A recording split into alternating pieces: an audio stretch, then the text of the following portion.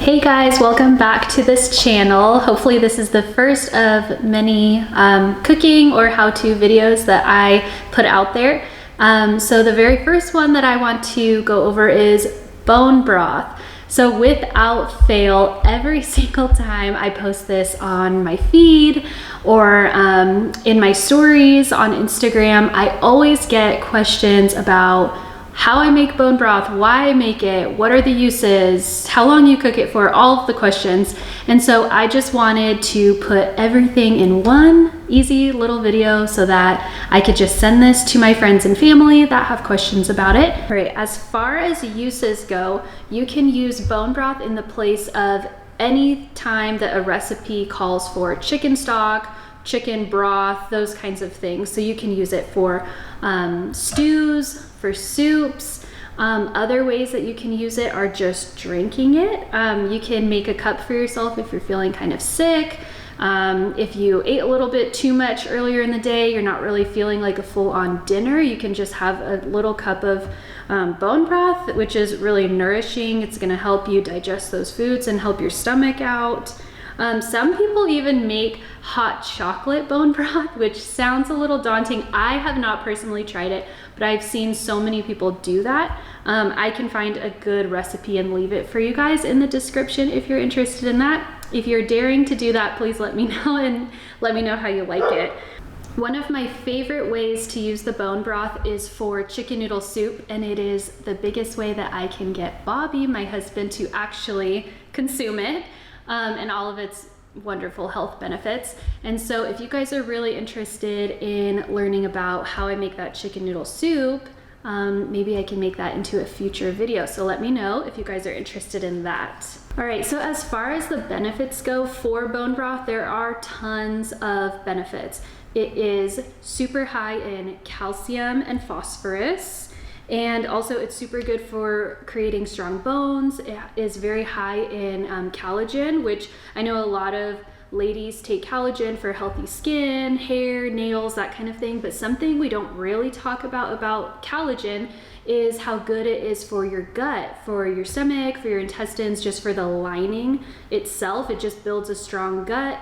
Basically meaning that you can tolerate a lot of different foods, but also you can enjoy foods and get all of the nutrients out of them that your body needs.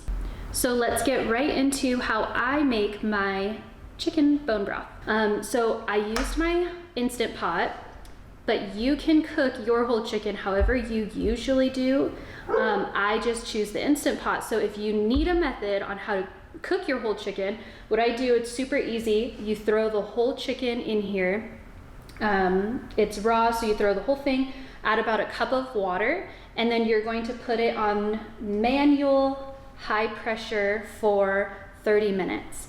And after that, you're going to let it, I think it's like called the low setting, just decompress by itself for about 20 minutes, and then you can take it out.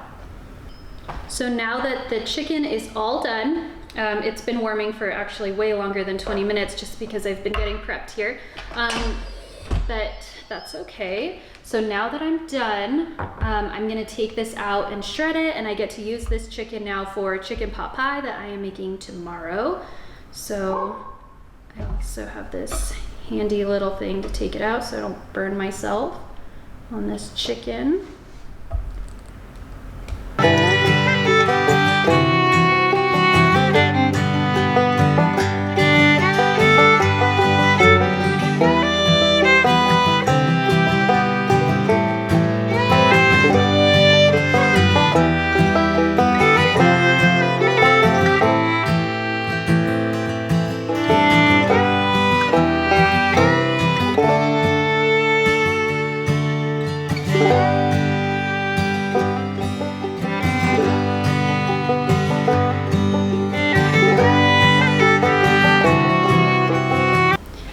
Now that I got the majority of all of the chicken off of the bones, I put some of the bones in here. I still have the main part right here. The next part is to get a stock pot and to put all of my bones in there.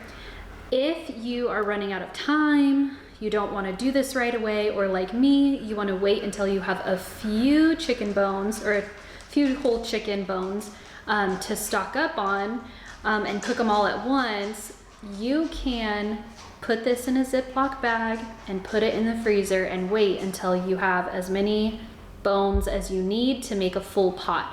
So I took out 2 whole chickens, carcasses, bones, the whole chicken bones out of the freezer, and they're slightly defrosted over there. So I'm going to put them all together in the stock pot, fill the thing up with water.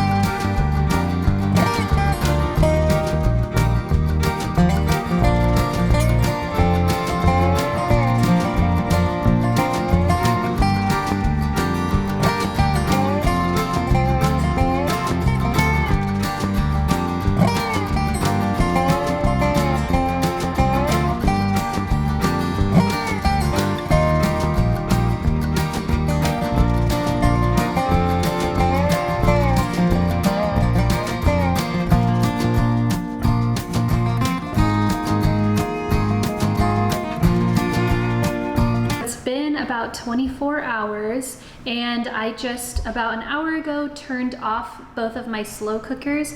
I had to switch them from the stock pot to the slow cookers last night just because I didn't want to burn my house down, and so I just turned them off about an hour ago to let them cool. So up next we're going to strain them. So I just use a colander and I put it in a big bowl.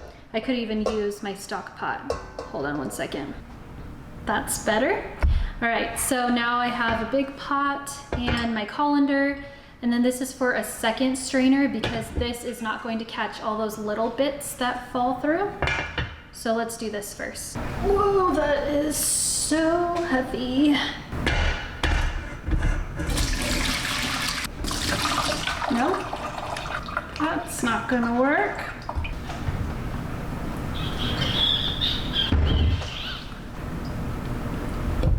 And it's been off for like an hour and it's still blazing hot. I mean, look at that color. It's awesome.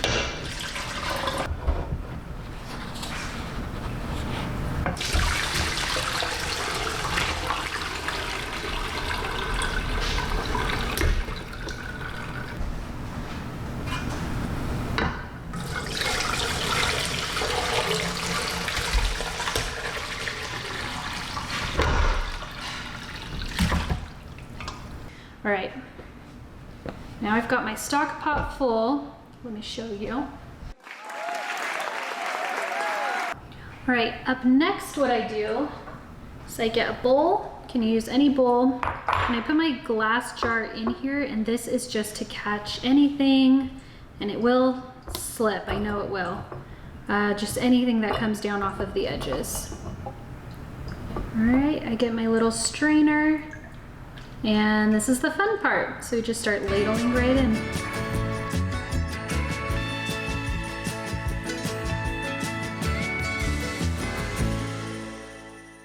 All right, some things to note about the bone broth is if you notice that it turns into kind of like a jello or really, really thick like that in the fridge, that is a really good thing. That means you've got a ton of collagen in there, and that's actually what you want. That's actually the goal. However, if it doesn't, that's totally fine. It's still got tons of nutrients, but don't throw it out if you see all that jello.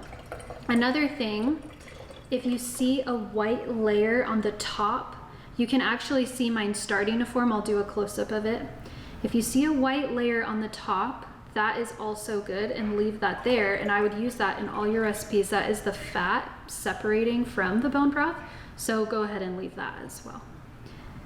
And then as far as just time that it'll last in the fridge, I usually don't like to use it past 1 week. If it's in the freezer, it will last months. And really, I've never had a problem with freezing it and then defrosting it. When I do defrost it, all I do is take it from the freezer, put it in the fridge, and if it's a big one like this, it takes 2 or 3 days to completely defrost. If it's a small one, just really overnight or a full 24 hours is usually perfect.